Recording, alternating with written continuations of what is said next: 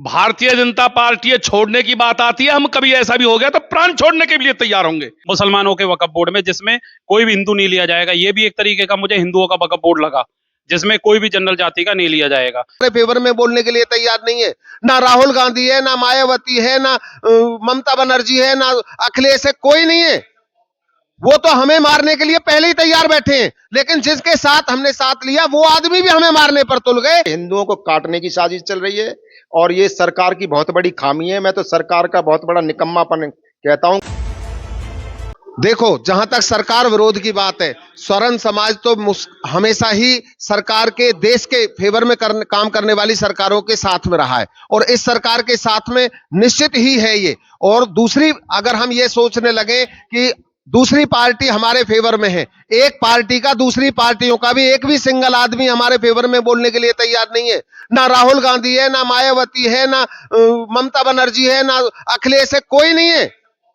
वो तो हमें मारने के लिए पहले ही तैयार बैठे हैं, लेकिन जिसके साथ हमने साथ लिया वो आदमी भी हमें मारने पर तुल गए। तो निश्चित ही उन्हें हमारा ये बिल वापस लेना पड़ेगा। आने वाली पीढ़ी की सुरक्षा करना हर आदमी का दायित्व है, भविष्य की सुरक्षा करना हर आदमी का दायित्व है। तो ये स्वर्ण समाज इसलिए जागृत हुआ है कि इनके बच्चों के साथ, हमारे बच्चों के साथ कोई अन्याय ना हो। मैं आज भी कह रहा हूं कि मोदी साहब ने जो देश के लिए अच्छे काम किए, उनके लिए हमेशा वो एप्रिसिएबल रहेंगे। बट इस समाज के लिए, जो स्वर्ण समाज के बच्चों के लिए जो गलत कानून कैसे बना है, कैसे नहीं बना है, मैं उसकी बारीकियों में नहीं जाना चाहता, लेकिन उसे हर हाल में उनको वापस लेना होगा। हमारी आत्मा से हमने बीजेपी को सींचा है। देश के लिए मर मिटने की हमेशा एक ख्वाहिश रहती है, लेकिन हम गलत तरह से हम ही फंस जाएं, हमारे बच्चे ही इसका कहीं ना कहीं अंजाम भुगतें, गलत तरह से वो फंसे, तो वो हमें मंजूर नहीं। सत्ता पक्ष के नेताओं को आगे हमारे साथ रहना पड़ेगा और नहीं रहेंगे तो निश्चित ही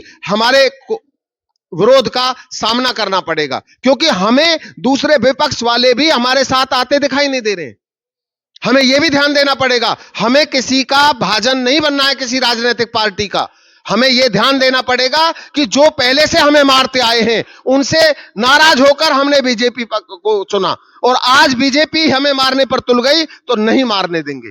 बीजेपी के लोगों को हमारी बात माननी पड़ेगी। हर हालत में हमारे बच्चों के खिलाफ जो कानून पास हुआ है उसे वापस लेना होगा। नहीं, ऐसा कुछ नहीं है। देश में वो होगा जो वास्तव में देश के हित में है, जो समानता का अधिकार सबको है। आर्टिकल 14 सभी को बिल्कुल इंडिकेट करता है कि सभी को समानता का अधिकार है। हमें दूसरों से आपत्ति नहीं है, हमें SC ST OBC के बच्चों से भी आपत्ति नहीं है। सरकार बिल वापस लेगी, लेना पड़ेगा और 100%, अदरवाइज हमें किसी तरह से हर हालत में वापस लेना पड़ेगा, लेना ही पड़ेगा। धमकी नहीं है, ये बिल्कुल हमारा अधिकार है, समानता का अधिकार है। आप ये तो समझ सकते हो, जब मनुष्य को फांसी दी जाती है तो उसकी इच्छा पूछी जाती है, और हमें जो फांसी दी जा रही है, हमारे तो स्वर्ण जाति को इच्छा भी नहीं पूछी जा रही, सिर्फ सीधी फांसी दी जा रही है। फांसी के तरीके को समझो, ये बहुत बड़ी बीमारी है। इस फांसी को जो देने की तैयारी जो की है मोदी जी ने, वो अनुचित है। बटोगे सो कटोगे, इस बटने का तरीका निकाल दिया है और खुद ही एक रास्ता निकाला है जो कि बहुत बड़े नुकसान में रहेगा। जिस तरीके से सल्फास होती है ना, और वो रिएक्शन करती है, ऐसे ही इस वक्त मोदी का नाम हमारे अंदर रिएक्शन कर रहा है, क्योंकि जिसके लिए आजीवन काल 40 साल हो गए हमें बीजेपी में कार्य करते करते और सेवा करते करते, इस तरीके से सल्फास का रिएक्शन हो रहा है, इस तरीके से ऐसा रिएक्शन हमारे अंदर हो रहा है। और ये मोदी का एक कारण है, मोदी और अमित शाह के कारण। खुली चुनौती रहेगी अगर मोदी जी देश को, ये झुक चुके हैं रात से, भाई पूरी तरीके से झुक गए हैं, अब आनंद लेना चाहते हैं और ऐसा कांड करके जाएं जो कभी मतलब हिंदू एक साथ खड़े नहीं हो सके। हमारे अहीर भाई थे, यादव भाई थे, सैनी भाई थे, बहुत प्यार से स्वर्ण जाति के हर जगह जाते थे, आते थे, एक दूसरे को बुलाना और चलाना था।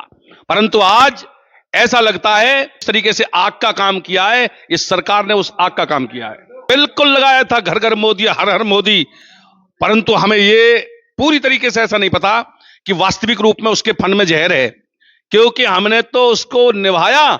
हम तो ST एक्ट को भी निभाया कि 10 साल के लिए मिला था, हमने कभी ऑब्जेक्शन नहीं किया। वो बार बार रिन्यू कर देते हैं, चलो ये अमीर हो जाए, बल्कि ऐसी स्थिति तो हर कास्ट में गरीब है। भारतीय जनता पार्टी छोड़ने की बात आती है, हम कभी ऐसा भी हो गया तो प्राण छोड़ने के लिए तैयार होंगे, क्योंकि हमें प्राण भी छोड़ने पड़ सकते हैं। ये तो हमें ये चाहते हैं धरती पर रहे नहीं, स्वर्ण जाति कहीं अंबर में हमारे लिए बना दें, आकाश में बना करके दे दें, हम तुम्हारे लेंगे। जब हमसे ये दुखी हैं, क्योंकि हमने हर एक समय सभी का भला सोचा था, कभी सोचा ही नहीं कि हमारे साथ क्या हो रहा है। हमें कश्मीर में छोड़ा नहीं, आसाम में छोड़ा नहीं, बंगाल में छोड़ा नहीं, बांग्लादेश में छोड़ा नहीं, पाकिस्तान में बुरा हाल हो रहा है, तो कहां जाएं? मेरी समझ में नहीं आ रही कि होगा क्या। और हमने अपने सरकार के लिए, भारतीय जनता पार्टी के लिए वास्तविक रूप में ना दिन देखा ना रात देखा, परंतु उस सरकार ने स्वर्ण जाति के लिए, देश के हिंदुओं के लिए ऐसी कैंसर की बीमारी सी बो दी है जिसका लाइलाज कर दिया है। मैं आपको बताना चाहता हूं, इस कैंसर रूपी बीमारी का उपचार खुद मोदी हैं। अगर नहीं समझे तो ये बहुत बड़ी गड़बड़ अपने आप होनी चली जाएगी और ये बांटने का काम करेंगे। इससे ये दिल में रह जाती, बिल्कुल कैंसर बना दिए समाज के अंदर। इस आंदोलन को लेकर के जनसंपर्क जारी है।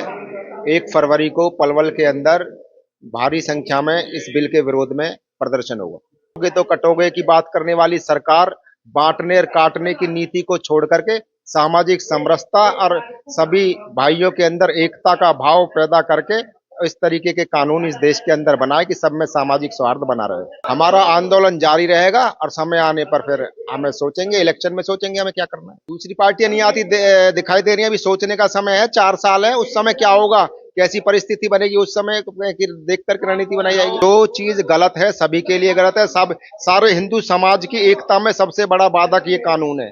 बिल्कुल आहत हुई है, ये हिंदुओं को काटने की साजिश चल रही है और ये सरकार की बहुत बड़ी खामी है। मैं तो सरकार का बहुत बड़ा निकम्मापन कहता हूं कि वोट की तुष्टीकरण की राजनीति के लिए उन्होंने ये सब किया है। सरकार समर्थन क्या, हमारे मुद्दों पर सरकार का समर्थन था, पर हम भाजपा थोड़ी है, तो भाजपा वाले बताएंगे।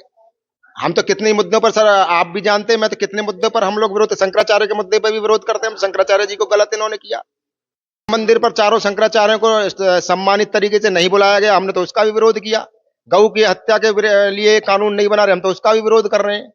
वो प्रतिशत उस समय की स्थिति देखते हुए रहेगा, अगर ये नहीं मानते तो सबक जरूर सिखाएंगे। यहाँ पे मैं यूसीजी के विरोध में आया था क्योंकि मैंने इस सरकार को, मेरे परिवार ने वोट दिया था यूसीसी के लिए, लेकिन ये लेके आई यूसीजी। जब मैंने इसकी चीजों को समझा, भी बड़े बूढ़े मुझे बता रहे थे, तो मैंने ये चीज देखी थी पहले मुसलमानों के वक्फ बोर्ड में, जिसमें कोई भी हिंदू नहीं लिया जाएगा। ये भी एक तरीके का मुझे हिंदुओं का वक्फ बोर्ड लगा, जिसमें कोई भी जनरल जाति का नहीं लिया जाएगा। अब जब हम कभी कॉलेज में जाएंगे, कभी भी जो गुजर भाई होते थे या सैनी भाई होते थे या राव भाई होते थे, उनसे हम राव साहब, सैनी साहब या गुजर साहब या चौधरी साहब कहते थे। लेकिन अभी हमें बच के रहना पड़ेगा। मोदी सरकार पहले कह रही थी कोरोना में 2 गज दूरी जरूरी, अब हमें ऐसा लग रहा है जैसे इस यूसीजी से 200 गज दूरी जरूरी सा हमें महसूस हो रहा है और बहुत ज्यादा घुटन भी महसूस हो रही है। और मैं इसलिए इस युवा अवस्था में इसलिए आया हूं जिससे इतिहास कभी भी मुझसे ये ना कहे कि मेरा पूर्वज या मेरा बुजुर्ग लड़ा नहीं या उसने कानूनन दायरे में रह के कोई भी कैसी कार्रवाई नहीं की। किसान आंदोलन के बारे में, तो किसान आंदोलन में समर्थन करने का मतलब यही नहीं है कि वहां पे जाके बैठे। हमने जब रोड डाइवर्ट हुआ था तो हम रोड के डाइवर्ट होने के बाद भी उस रोड से जाते थे, घंटों जामों में फंसते थे। ये भी एक तरीके का समर्थन ही माना जाता है, क्योंकि हमने उस चीज में ऑब्जेक्शन नहीं किया, क्योंकि वो अपने हक के लिए लड़ रहे होंगे या लड़ रहे हैं। तो ये भी एक तरीके का समर्थन है जो कि साइलेंट समर्थन होता है।